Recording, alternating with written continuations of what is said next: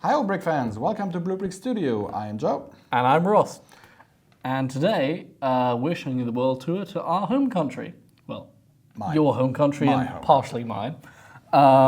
Yes, we are in Germany, which is very evident from the German flag. And there's another little one down here. But this isn't where we're based. We're based near Frankfurt in central Germany. This is northern Germany, the capital city, Berlin. It's not northern Germany, my friend. Well, it's up in the north, isn't it? From here, yes, but it's more eastern Germany. Yeah, actually. well, yes, that's right. It's certainly East Germany. Anyway, have you been? Multiple times, actually. Do you like it? It's hard to say. I've been there last time, been in school. And, you know, in Germany, it's usual for students to go visit Berlin, some to make an excursion there, and basically to see how democracy works and to see the Reichstag down here. To visit it and to meet with an MP if they've got the time, which they usually do because it's great for publicity, and to ask a few questions to make people interested in democracy, which in modern world is more important than ever. Certainly, certainly. So you did that in your school time as well? Yeah, 2 times. Oh, we did as well on our class trip. I don't know which MP we met though, but we all saw Angela Merkel once and we were very excited. Oh my God, there she is! Wow, wow. But we were all like 14. Yeah. We didn't get an autograph. Shame on her. Anyway, well, she didn't even see us, and we're not even sure it was her. Maybe it was just some small woman with a bob of blonde hair walking past. But might also hey, when you're there, you go for what you got. Definitely. Anyway, so what else do we have? We have the Brandenburg Gate. Yes. The TV tower. Yes. And now it's getting more important, more interesting. This is the Freiheitskirche, I think. So the Freedom Church. No, I think it's the Kaiser Wilhelm Gedächtniskirche. Ah, yes, the Remembrance Church. Yes, it's bombed. So it's still bombed. The whole top of the church is missing. It was actually destroyed in the First World War and was left as a monument with just the church tower.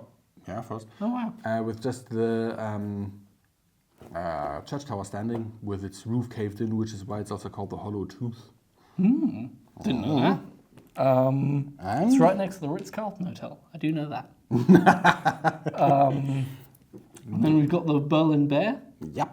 And here we have the Siegessäule, which at the bottom I find, which would be way too intricate for bricks here, but it's got loads of little mosaics. It's an entire thing with mosaics. It's fantastic to look at. Berlin has a lot to offer. I go there for the film festival. But yes, I mean, this is a nice little diorama. It's got over 1,700 pieces. Yeah, but unfortunately, the nitpicker in me has to correct you. It's not a diorama, it's a picture. Oh yes, to hang on the wall. You're right. Because, yes.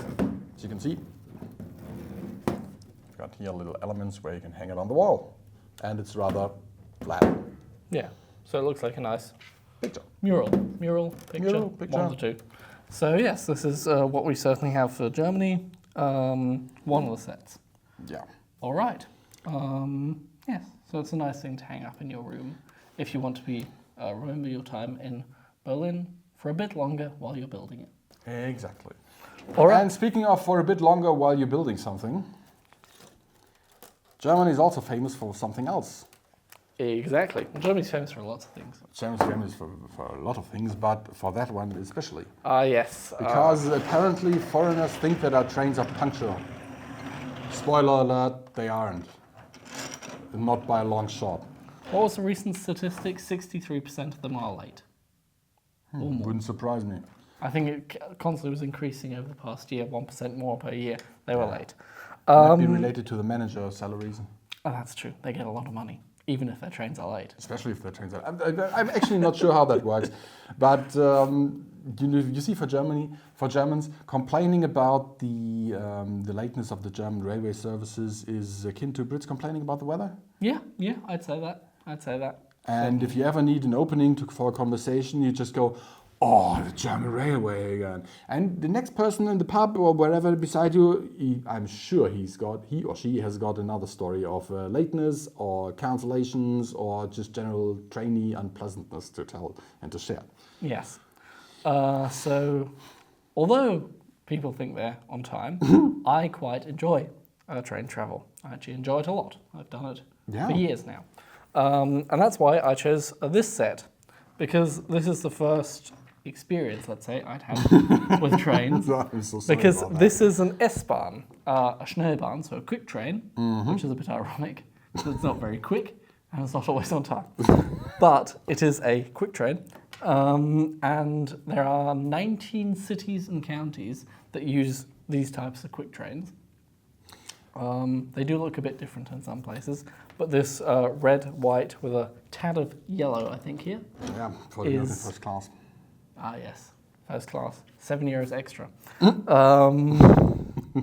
But then the blue seats in there. It's a color-coded system that you know as a German. This you see red, white, and blue, and in Germany you don't think America, you think the S-Bahn. Definitely, especially if it's late. So yes, of course here it's electric, so we have the little thing that lifts up and connects the power lines. One of these here. And if you think about this, this is 1.33 m. Yes. Don't ask me in inches, I'm sorry. But interestingly, the longest of these trains, 13 especially inches. in Frankfurt, really? 13 inches. Good An to inch know. is about 12 centimeters, 12 and a half. Okay, 13? All right, 13 inches. Listen to you. Anyway, so in Germany, the longest one of these are three of these behind each other. And they're all full because the Germans love their train travel and it's easy to get to and from work. I take 2 of these to get here. Yeah, but let's be honest, they're not full because they're so long. They're full because the one before, which was used to be installed, was cancelled or late, which means that more people have got to be crammed on that one. Exactly. Or the train drivers are ill. That's the newest thing. Or both. Exactly. So we need more train drivers here. Definitely. Anyway, so you've got this quite long, quite impressive to look at. Certainly easier if you've got, well, not a shelf, but what did you call it to put on your wall? Sideboard. A sideboard, exactly. So if you've got a sideboard, you can easily have this up as a reminder of what you've got to take in the morning to go to work. Oh, yes. I think it's a very nicely designed train, though, because it really does look like the real deal. And it's got all the little extra things of the ventilation, which also, by the way, sometimes breaks down or is too cold or too warm. Yeah. It can also be motorized. And here you can see the motor dummy. And you put the battery box in here, and you can exchange this one here for a train motor. Yeah. Because BlueBrixx is famous for 2 things, mainly in Germany, which is its train sets, like one of these, and another category which we are going to show you now. Yeah, certainly. Yeah. Yes. All right. So we'll move the train out of the way because it's way too big. Semi-timbered houses. And Or in German, Fachwerk. Fachwerkhäuser, because Germans really like long words. That's not true. Come We on. like extremely long words. Ah, yes, that's the one. That's the one. Yeah.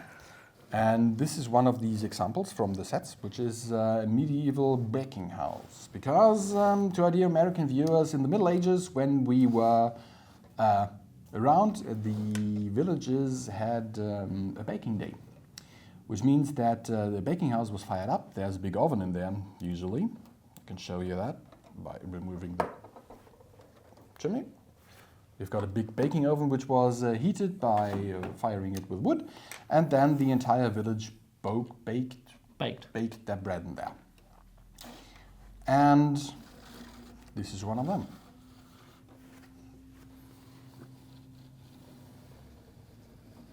And generally, those semi-timbered houses were denoted in the more poorer regions of central Germany. Because in the olden days, labor was cheap and materials was expensive, so they used as little wood as possible to do the framework, and then filled it with straw and clay. Yes, so just insulating material to keep the warmth in or out. Yeah. And it actually works rather well. I lived in a house. Did you? Yeah. Built in 1786. Oh, so one of these Fachwerkhäuser, the semi-timbered ones. Yes. It was modernized with a decent interior plumbing and a nice bathroom and a decent kitchen. Yeah, but you're a tall guy. Yeah. Did you walk like this the whole time? No, just through the doors. Okay, yes. Because Because I've been in these houses as well, because where I studied, they're full of them. and the floors were crooked, the walls were crooked, and everything was about 1.50 meter high, so you always had to duck every time you walked. Yeah, but let's just hope that your landlord wasn't crooked. He was. He went to jail. Oh, God. And I thought I made a bad pun. Oh, great. Nah, and...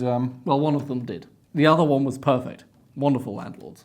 But the other one actually did go to jail. For tax reasons? Yes, as well as other things.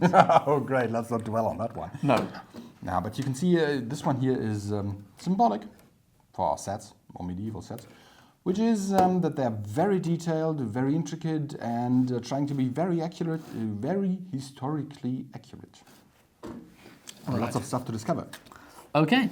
I've not seen this set for a long time, or I've not looked at it in detail, because we only just decided to get this one out. We had another one planned. That's true. But that's why we've got this one, so it's one of the first times I'm looking at it. Right. So, I like the oven. The oven's great. It looks like a classic German oven for, well, the one that you stick Hansel or Gretel in if you're a witch. But I like it. It's got a door. It looks nice. That's a chimney Even for got a it. chimney, which I removed because, well, you can actually fit the roof through the hole, but... Yeah, no. Nah. Let's not try that. Then you've got the baking pin, the rolling pin to roll out the dough. The doors, the flour on the roof. Yeah.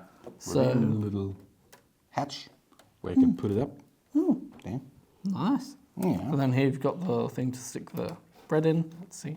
I'm not going to get that out. But you can get this, put the bread in, pull it out. Not even sure that one is called in German. Never mind English. Let's call it a Brotlöffel.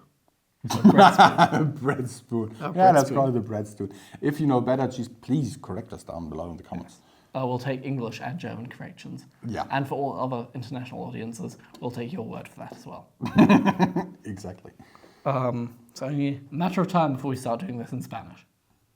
Well, not me, because I don't really speak a lot. Neither do I. I've got like 2 words of Spanish, and that's sí and no. I'm not even sure that's the right word for no. Hey, look. Well, and you've got down there little racks for... You've got bread racks. Bread racks for...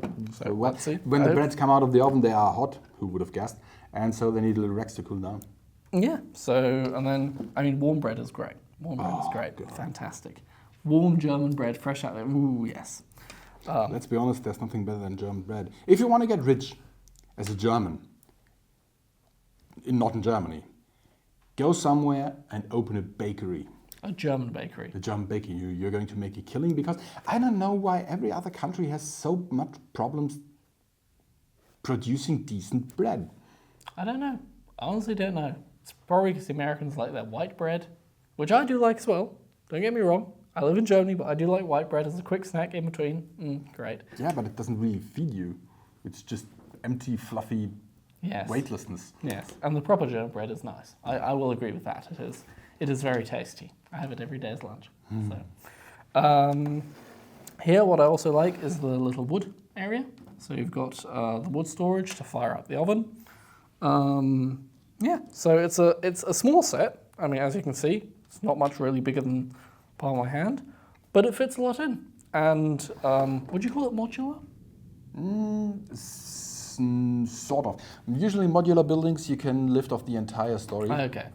But this is not possible because of the intricate, and you can see it from both sides, where you see the semi-timbered structure outside, but you can also see it inside. So yeah, it would be difficult to lift off, but... Yeah, and in this case impossible. Yes, but... But we're trying different systems, and... Oh yes, that was the other one that we were going to show. Yeah. But we're not sure when it comes out yet. But it's one way you don't lift it off, but you can pull it out. Ingenious. First time I saw that, I was absolutely flabbergasted. That's why I wanted to use it, because it's a great system. If you want us to show it to you in a video later on, when it's not the prototypes, but it's the product samples, drop a line in the comments. And then we'll be sure to show you that one. Oh yes. All right. So this is the flour, as you can see on the roof. So you can easily just slot this in. I hope I'm putting it in the right way. No. It's a little bit more difficult. That's because the designer included the beams and even made them so that if you were to look inside it by means of camera or virtue of being really small, you could actually see that the beams do connect. So a very ingenious design, very creative. Very good design. And then you've got little flowers outside. It's wonderful. It reminds you of a very much simpler medieval time, although I would have liked to live in that time. Yeah. Not very many good doctors around and everything else. But pretty at least. Yes.